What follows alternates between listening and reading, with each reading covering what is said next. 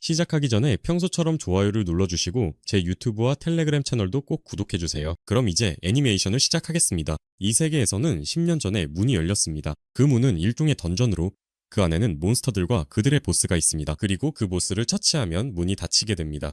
이들과 싸우는 사람들은 헌터라고 불리며 갑자기 마법 능력이 깨어난 사람들입니다. 하지만 한 번 각성하면 더 이상 강해질 수는 없습니다. 그래서 헌터들은 가장 약한 2급부터 엘리트인 S급까지 등급이 나뉘어 있습니다. 마찬가지로 문도 몬스터의 강함에 따라 다릅니다. 우리 주인공의 이름은 성진우이고 그는 2급 중에서도 가장 약한 헌터로 가장 약한 던전에만 참가할 수 있습니다. 하지만 그런 곳에서도 그는 다치기 일쑤입니다. 마지막 문을 정리하던 중 헌터들은 자신들이 이중 던전에 들어왔다는 사실을 알게 됩니다. 이건 매우 드문 일이라 원래라면 밖으로 나가서 길드에 보고해야 합니다. 하지만 이중 던전은 더 큰 보상을 의미하기도 합니다. 그래서 투표를 거쳐 모두는 더 깊이 들어가기로 결정합니다. 그들은 거대한 문에 도착했고 그 너머에는 크기가 비슷한 거대한 조각상들이 있는 방이 있었습니다. 안으로 들어가자 그들은 고해성사를 발견했는데 이게 한 헌터의 마음에 들지 않아 그는 그곳을 떠나기로 했습니다. 하지만 문에 다가가자마자 그는 조각상들에게 바로 살해당합니다. 바로 그때 팀의 힐러인 리가 주 조각상의 눈이 움직이는 것을 발견합니다. 알고 보니 이 조각상도 살아있었고 진우가 살아남은 이들에게 조각상에게 절하라고 말할 때까지 사냥꾼들을 계속 죽이기 시작했습니다. 그가 그렇게 한 이유는 고해성사에 그렇게 쓰여 있었기 때문인데 거기에는 그 외에도 그들이 신을 믿고 경배해야 한다고 적혀 있었습니다. 다행히도 그들 중에는 몇 가지 기도를 알고 있는 민속학자가 있었습니다. 하지만 그는 다른 신을 찬양하기 시작했고 그래서 조각상은 그를 그냥 짓밟아 죽였습니다. 진우는 그들이 무기 대신 악기를 들고 있는 조각상 옆에 서야 한다는 것을 깨달았습니다. 하지만 그가 자신의 조각상까지 가는 동안 다리가 잘려나갔습니다. 그럼에도 불구하고 그들은 두 번째 요구를 충족시켰고 이제 마지막 요구만 남았습니다. 마지막 요구는 그들이 신에 대한 믿음을 증명해야 한다는 것이었고 그래서 헌터들은 그들 중 누군가가 희생해야 할 것이라고 생각했습니다. 그래서 한 헌터가 죽음의 위협 속에서 대장에게 재단으로 가라고 말했습니다. 결국 대장이기 때문에 다른 사람들의 죽음에 대한 책임이 있다고 본 것이죠. 하지만 알고 보니 그들은 모두 함께 제단 앞에 서야 했던 것이었습니다. 그리고 그들이 그곳에 섰을 때 그들 주위로 빨간색과 파란색 불빛이 켜졌습니다. 하지만 가장 중요한 것은 출구가 열렸다는 것이었습니다.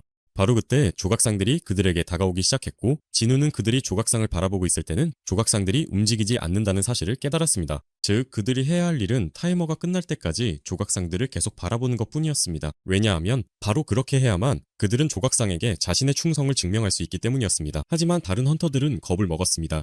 도망칠 기회가 생겼으니 그 기회를 이용해야 한다고 생각한 것이죠. 결국 재단에는 진우, 리, 그리고 부대장 손만 남게 되었습니다. 그런데 남은 인원이 너무 적어서 모든 조각상을 감시하기에는 시간이 턱없이 부족했습니다. 그래서 진우는 손에게 리를 데리고 여기서 도망가라고 부탁했습니다. 혼자 남게 된 진우는 스스로를 죽음에 내몰았습니다. 하지만 그는 전혀 죽고 싶지 않았습니다. 던전에 들어갈 때마다 진우는 항상 위험에 처했고 죽음의 위협을 받았습니다. 그럼에도 불구하고 살아남고자 하는 엄청난 의지 덕분에 그는 매번 살아남을 방법을 찾아냈습니다. 마침내 석상들이 재단에 도착하자 그들은 그를 죽이기 시작했습니다. 하지만 죽기 직전에 그는 어떤 알림을 받았고 그것을 받아들이면 살아남을 수 있다는 것이었습니다. 그가 깨어난 곳은 병원이었고 그곳에서 협회 직원들이 그의 만화 수치를 확인하러 찾아왔습니다. 진우는 던전에서 의식을 잃은 채로 발견되었지만 팔다리는 멀쩡했기 때문에 협회 직원들은 진우가 두 번째 각성을 겪어 헌터의 힘이 크게 변했다고 생각했습니다. 하지만 그의 만화를 측정해보니 고작 10밖에 되지 않아 그저 운이 좋아서 살아남았다고 결론지었습니다.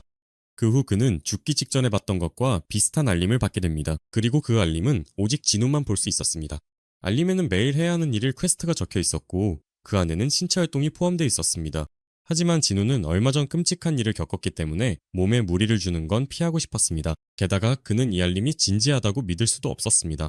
이 때문에 그는 이를 퀘스트를 수행하지 않았고 그에 대한 벌칙이 주어졌습니다. 시스템은 그를 사막으로 텔레포트 시켰고 그곳에서 그는 몬스터와 함께 4시간 동안 살아남아야 했습니다. 고통과 눈물 속에서 그는 벌칙 퀘스트를 완료했고 그 후로 진우는 매일 모든 일일 퀘스트를 빠짐없이 수행하게 되었습니다. 참고로 그 퀘스트들을 완료하면 선물과 스탯 포인트를 받을 수 있었고 이 포인트로 자신의 능력치를 올릴 수 있었습니다. 그리고 그동안 모두가 그를 지구에서 가장 약한 무기로 비웃었기 때문에 진우는 힘에 집중해서 포인트를 투자하기로 결심했습니다. 또 다른 일일 퀘스트를 완료한 후 진우는 던전의 열쇠를 받게 됩니다. 그 안에 들어가자마자 그는 몬스터들과 싸우기 시작했고 몬스터를 처치할 때마다 레벨이 오르면서 능력치 포인트를 쌓았습니다. 몬스터를 사냥하는 것이 일일 퀘스트를 수행하는 것보다 훨씬 더 이득이었습니다. 하지만 일부 몬스터들은 진우보다 훨씬 강했습니다. 예를 들어 강철 이빨을 가진 늑대는 진우가 검을 구입한 후에야 겨우 쓰러뜨릴 수 있었습니다. 하지만 그 덕분에 그는 보상을 받았고 레벨도 꽤 많이 올릴 수 있었습니다. 그래서 이후에는 같은 늑대들을 훨씬 더 빠르게 처리할 수 있게 되었습니다. 그렇다고 해서 그들을 이겼다고 던전이 끝나는 것은 아니었습니다. 던전을 클리어하려면 보스를 쓰러뜨려야 했기 때문입니다. 하지만 그는 힘을 많이 소모했기 때문에 그냥 포기하고 던전에서 나갈 수도 있었습니다. 하지만 진우는 결국 싸우기로 결심했습니다. 보스는 거대한 뱀으로 처음에는 그 갑옷을 전혀 뚫을 수 없었습니다. 하지만 전투와 레벨업 덕분에 그는 결국 그런 괴물을 이길 만큼 충분히 강해질 수 있었습니다. 즉, 이제 중우는 최소한 D급, 어쩌면 C급 헌터가 된 셈입니다. 보스를 쓰러뜨리자 던전이 닫혔지만 밖으로 나가보니 도시에는 몬스터가 나타나 있었습니다. 이런 일은 헌터들이 던전을 제때 정리하지 못하거나 실패했을 때 일어났는데 몇 시간이 지나면 게이트가 부서지고 그 던전의 몬스터들이 밖으로 나오게 됩니다. 다행히도 이번에 부서진 게이트는 D급이었기 때문에 다른 헌터들이 금방 처리할 수 있을 거라고 생각했습니다. 하지만 모두가 바빴기 때문에 보스와 싸우러 간 건 2급 헌터들이었고 그 중에는 D급 탱커와 B급 힐러인 리도 있었습니다. 하지만 공격형 헌터들이 너무 약해서 그 몬스터에게 상처 하나 내지 못했습니다. 하지만 진우는 한 방에 그 몬스터의 갑옷을 부숴버려 다른 헌터들이 몬스터를 처치할 수 있도록 도왔습니다. 최근의 일들로 진우가 확실히 더 강해졌다는 게 증명됐지만 그는 자신의 힘을 드러내거나 괜히 주목받고 싶지 않아서 여전히 2급에 머물러 있습니다. 하지만 돈을 벌긴 해야 했습니다. 그의 어머니는 영원한 잠에 빠져 있고 생명을 유지하려면 많은 돈이 필요했기 때문입니다. 게다가 곧 대학에 진학해야 하는 여동생도 있어서 그 역시 돈이 많이 들었습니다. 맞아요. 헌터들은 일반인들보다 더 많은 돈을 벌 수 있습니다. 하지만 진우는 가장 약한 헌터로 여겨졌기 때문에 제대로 돈을 벌 수가 없었습니다. 진우는 헌터그룹에서 C급 던전을 돌기 위해 레벨에 상관없이 2명을 모집한다는 좋은 공고를 발견합니다. 던전을 공략하려면 최소한 8명의 헌터가 필요하기 때문이죠. 그런데 그들은 6명밖에 없어서 인원을 채워야 했습니다. 계약 조건에 따르면 진우는 몬스터와 싸울 필요는 없지만 던전 클리어 보상도 받지 못합니다. 그럼에도 불구하고 조건은 매우 유리했지만 진우는 뭔가 불안한 느낌을 받았습니다. 두 번째 용병은 유진으로 매우 부유한 부모를 둔 D급 헌터입니다. 그에게도 이번이 첫 던전이기 때문에 이런 제안은 그에게도 매우 유리합니다. 헌터팀은 꽤 호흡이 잘 맞았고 그들이 하루 이틀 일한 게 아니라는 게 눈에 띄었습니다. 그들은 무사히 던전의 잡목들을 정리했고 보스방에 도착했을 때는 마나스톤 더미를 발견했습니다. 이 마나스톤을 캐면 꽤 큰 돈을 벌 수 있습니다. 그래서 팀은 진우와 유진에게 여기서 기다려달라고 부탁했고 자신들은 마차를 가지고 돌아와 이 모든 것을 채굴하겠다고 했습니다. 하지만 그들이 방을 나서자마자 곧바로 통로를 막아버렸고 그로 인해 보스가 깨어나고 말았습니다. 알고 보니 이 팀은 이런 식으로 생계를 이어가고 있었습니다. 이들은 던전을 정리할 용병들을 데려와 그곳에서 그들을 죽인 뒤 그들의 자원을 자신들이 챙깁니다. 그리고 던전에서 일어난 일은 던전 안에만 남기 때문에 그들을 어떤 죄로도 고발할 수 없습니다. 이 몬스터는 C급이었고 진우가 만난 적 중에서 가장 강한 상대였습니다. 유진은 진우가 가장 약한 헌터라고 진심으로 생각했기 때문에 진우의 힘을 보고 깜짝 놀랐습니다. 그는 진우가 일부러 힘을 숨기고 사람을 죽이려 한다고 생각해 두려워했습니다. 문제가 없진 않았지만 진우는 결국 그 몬스터를 쓰러뜨렸고 그 후 비밀 통로로 한 팀이 그들에게 내려왔습니다. 그들은 비싼 장비의 힘으로 유진이 보스를 쓰러뜨렸다고 생각했고 그래서 유진에게 자기 팀에 들어오라고 제안했습니다. 하지만 그러기 위해서는 진우를 처리해야 했습니다. 당연히 유진은 진우의 편에 섰고 그래서 대장인 동석은 부하들에게 둘 다 죽이라고 명령했습니다. 바로 그때 시스템이 진우에게 긴급 필수 퀘스트를 보냈습니다. 그는 6명의 헌터를 제거해야 했습니다. 그 전까지 그는 한 번도 사람을 죽인 적이 없었지만 이상하게도 그들을 처치하는 것이 전혀 신경 쓰이지 않았습니다. 마치 어떤 감정이 사라진 것 같았습니다. 던전에서 나온 후 그들은 길드의 부대가 몬스터 때문에 전멸했다고 보고했습니다. 그들이 살아남을 수 있었던 건 유진과 그의 장비 덕분이었습니다. 아무도 2급 헌터가 그들을 이겼다고는 믿지 않았기 때문이죠. 이 점은 유진에게 유리하게 작용했습니다. 사실 그의 아버지는 자신의 길드를 창립하려고 하고 있었고 유진은 그 일에 적극적으로 참여하고 싶어 했습니다. 하지만 그러기 위해서는 아버지에게 자신의 능력을 증명해야 했습니다. 그래서 그는 길드장 자격증을 따고 싶어 했고 그러기 위해서는 20개의 던전을 정화해야 했습니다. 그리고 그는 이 일을 진우와 함께 하고 싶어 했습니다. 2급 헌터가 파티에 있다는 사실이 아버지에게 깊은 인상을 줄 거라고 생각했기 때문이죠. 그 대가로 유진은 진우에게 300억 원 상당의 길드 본부를 넘겨주겠다고 약속했습니다. 예전 같았으면 진우는 아무 고민 없이 승낙했겠지만 레벨이 오르고 나서는 혼자서 일하는 게 더 전망이 밝다고 생각해 제안을 거절합니다. 진우는 또다시 일일 퀘스트를 수행하던 중 자신의 퀘스트 카운터가 계속 올라가고 있다는 사실을 눈치챘습니다. 진우는 최대치에 도달할 때까지 퀘스트를 계속 수행했고 그 보상으로 시스템이 특별한 선물을 주었습니다. 축복받은 상자와 저주받은 상자 중에서 선택할 수 있었는데 진우는 만일을 대비해 축복받은 상자를 선택했습니다. 상자 안에는 악마성의 열쇠가 들어있었고 그 가치는 최고 등급으로 평가되었습니다. 왜냐하면 그 안에서 어떤 병이든 치료할 수 있는 생명의 엘릭서 재료를 찾을 수 있었기 때문입니다. 즉, 마침내 어머니를 치료할 수 있는 기회가 온 것입니다. 던전에 들어간 진우는 케르베로스를 만나게 되는데 케르베로스는 여러 번 진우를 거의 죽일 뻔했고 한순간에는 그의 팔을 아예 물어뜯기도 했습니다. 시스템은 진우의 생명 수치를 계속해서 보여주며 그의 죽음이 시스템에 이득이 되지 않는다는 것을 알게 했습니다. 승리하기 위해 그는 시스템 상점을 이용해 치유 물약을 구입해야 했습니다. 그 후 거의 잡아먹힐 뻔했지만 결국 그는 괴물을 쓰러뜨릴 수 있었고 그 대가로 레벨업을 하게 되었습니다. 레벨업을 하면 자동으로 치유가 되기 때문에 진우는 그렇게 심각한 상처에서도 곧바로 회복할 수 있었습니다. 괴물을 쓰러뜨린 보상으로 그는 생명의 엘릭서 조제법을 받게 되는데 그 재료들은 마계성에서 찾을 수 있습니다. 하지만 진우는 그곳에 들어가면 분명히 살아남지 못할 것임을 바로 깨달았습니다. 그래서 그는 나중에 꼭 다시 돌아와서 엄마를 위한 약을 반드시 구하겠다고 다짐합니다. 한편 동석의 남동생인 동수는 자신의 형이 죽었다는 소식을 듣게 됩니다. 그는 그 던전에서 진우와 유진만이 살아남았다는 보고를 받았습니다. 그들이 형의 죽음에 연관이 있는지는 확실하지 않지만 그는 반드시 그들을 죽이겠다고 다짐합니다. 그리고 그는 S급 헌터이기 때문에 그럴 만한 힘도 충분히 가지고 있습니다. 엘릭서 재료를 얻으려면 진우는 레벨을 꽤 많이 올려야 합니다. 매일 주어지는 퀘스트만으로는 부족하죠. 그래서 그는 결국 유진의 던전 정화 제안을 받아들이기로 결심합니다. 30억 원 외에도 레벨업을 할 수 있기 때문이죠. 하지만 이 일에 쓸데없는 눈길은 필요하지 않습니다. 하지만 둘이서만 던전에 들어가는 건 허락되지 않습니다. 그래서 그들은 그냥 밖에서 기다리기만 하면 되는 가장 약한 헌터들을 팀에 끼워 넣습니다. 진우가 모든 걸 정리할 때까지 말이죠. 하지만 그 전에 진우는 헌터협회로부터 던전 정화 부대에 합류해달라는 알림을 받게 됩니다. 알고 보니 그 팀은 이중 던전에서 살아남은 헌터들로 구성되어 있었습니다. 하지만 인원이 부족해서 협회는 그들에게 3명의 범죄자를 지원으로 보냈고 이들을 감시할 비급 헌터 태식이 함께하게 됩니다. 바로 그가 진우의 만화를 확인하러 병원에 찾아왔던 사람이었습니다. 던전에서는 모든 일이 순조롭게 진행되었지만 파티가 삼거리 갈림길에 도달할 때까지였습니다. 시간을 아끼기 위해 그들은 나누어 가기로 했고 진우는 바로 첫 번째 길로 가겠다고 말했습니다. 레벨업으로 통찰력이 높아진 덕분에 그는 어느 길이 보스에게 이어지는지 바로 알아챘기 때문이었습니다. 알고 보니 두 번째와 세 번째 길이 서로 연결되어 있어서 두 명의 헌터가 태식이 범죄자들을 죽이고 있는 순간에 딱 마주치게 되었습니다. 사실 이 범죄자들은 한 소녀를 성폭행해 그녀를 죽음에 이르게 했던 자들이었습니다.